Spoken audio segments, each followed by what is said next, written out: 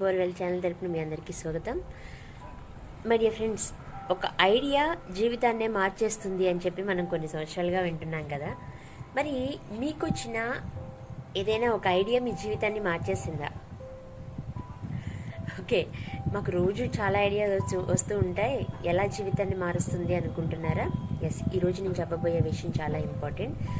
మీకు ఒక ఐడియా వచ్చింది అంటే మీరు ఒక ఐడియాని బర్త్ చేశారు, జన్మనిచ్చారు ఒక ఆలోచనకి అంటే అది ఎవ్వరు పట్టించుకోరు.